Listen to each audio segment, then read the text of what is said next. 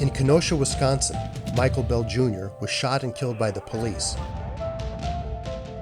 after an officer mistakenly screamed that Michael had taken the officer's gun.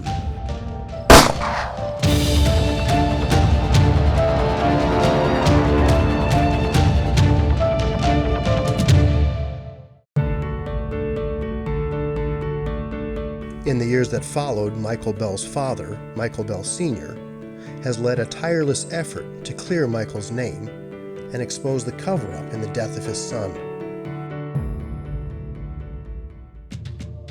In this segment, we look at two disturbing developments in the alleged cover-up. First, newly discovered potential evidence with profound implications. And second, the telling reluctance of law enforcement to investigate. If a United States Air Force retired lieutenant colonel with resources, intelligence, team ranking experience cannot get justice done, how can the lower income white family, the Asian family, the Hispanic family, the black family, how can they get justice here in the state of Wisconsin? Now you understand why there's only been 3 unjustified shootings in 100 years. You want to go to the next one, please?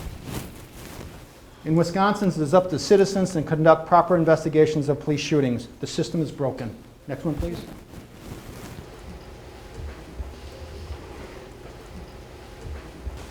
Possible indentation. I found, after the car was moved, the indentation that completely is in direct opposition of the police statement.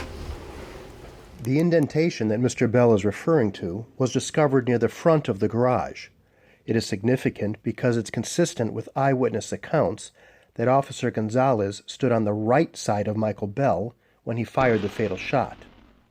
In contrast, the Kenosha Police Department has clung to the assertion that Officer Gonzalez stood at the front of the vehicle when he shot Michael Bell.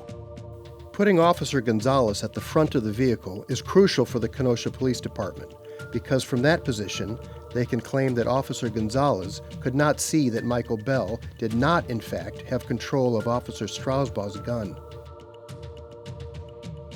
But as we've seen, the forensic and eyewitness evidence places Gonzalez to Michael's right and in between Michael Bell and Officer Strausbaugh. With Gonzalez in this position, the KPD faces 2 intractable problems. First, from this position, Gonzalez might have reasonably been expected to confirm that Michael Bell did not have control of Strausbaugh's gun, and thus Gonzalez did not have to use deadly force. And second, with Gonzalez in between Michael Bell and Strausbaugh, it further undercuts the KPD claim that Michael Bell, while being held from behind, was able to violently grab and displace Officer Strausbaugh's holstered gun with the added obstacle of having to reach around Officer Gonzalez. Finally, and perhaps most disturbing, the stark evidence that Gonzalez fired from Michael's right solidifies the belief that the Kenosha Police Department is lying about the facts of the shooting and is engaging in an ongoing cover-up. Possible indentation. I found, after the car was moved, the indentation that completely is in direct opposition of the police statement.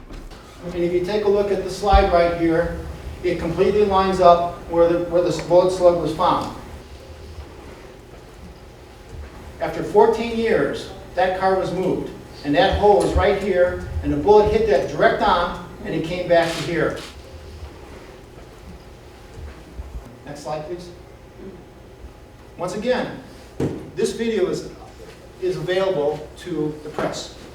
TMJ4 came out, Paul Bloom conducted the interview, and the morning after, my daughter demonstrated how my son was killed. There was 2 officers holding his shoulders down. Shantae Bell and her mom watched in horror early Tuesday morning as Michael struggled with Kenosha police right in their driveway. And you know what? I went through this frame by frame.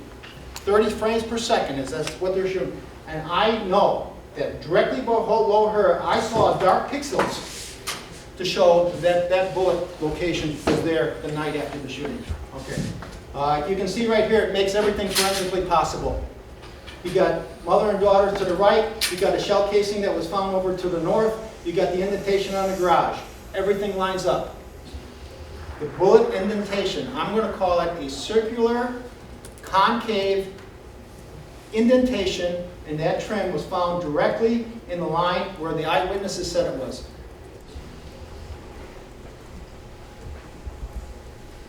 There were 5 eyewitnesses, and not one of them have ever changed their testimony once. Officer Eric Straussball changed his testimony 4 times. Officer Eric Wiener changed his testimony 3 times. Lieutenant Kruger changed his testimony 6 times. And Officer Gonzalez changed his testimony 6 times.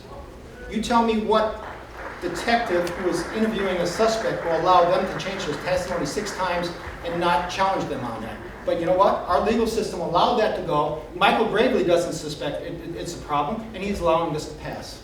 And one other key point, when this incident happened, and when the eyewitnesses said this is what happened, this was never photographed.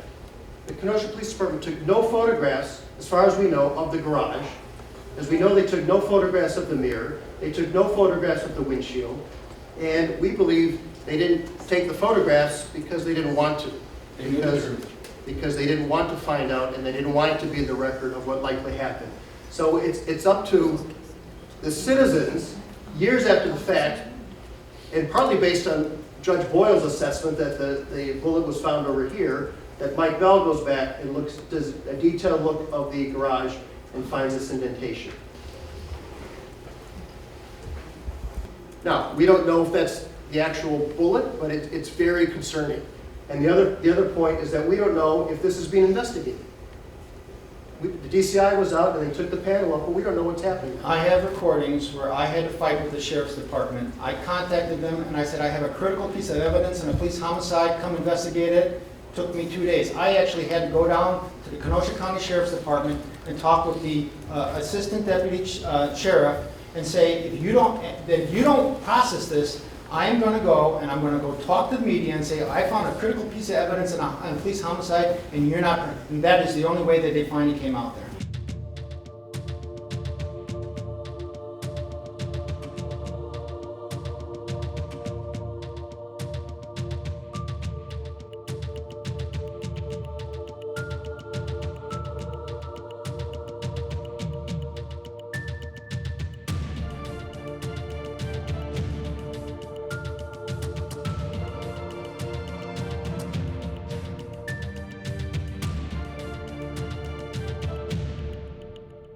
And the question we're at, why does it come to this? Why do we have to put this on? Why does a citizen have to go on and look at the possible evidence? Where's the justice system? Why wasn't this photographed 15 years ago? Why does he have to lobby to hit? And these other families can't come anywhere near marshalling that kind of resources to try and get an objective investigation.